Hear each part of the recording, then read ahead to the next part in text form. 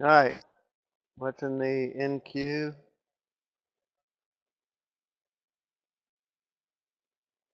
It's oversold, so if we get a naked rock star, it should qualify. So let's see if it pushes down here a little bit more. I'd like to see that. And then opens with a rock star.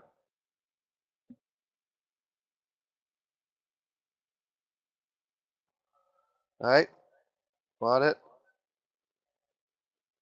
+5.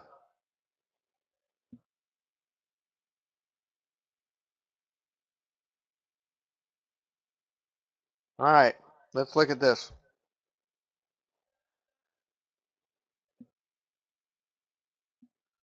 So we had a hard drop here. We had one little pullback, and then it continued to drop hard.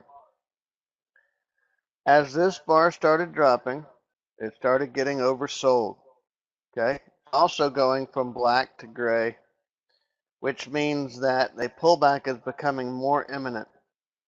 Right here, we got a pullback alert. What that told us was that inside this bar, the sellers were way in control until price started getting down here. The volume inside the bar started to switch from buyers to sellers. I mean, from sellers to buyers. They kind of got into a fight down in here.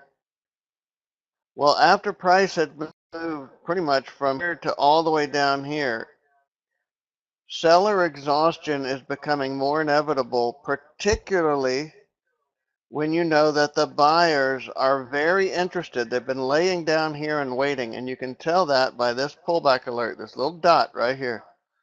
Although this is a tiny little dot, there is a lot of information inside that dot.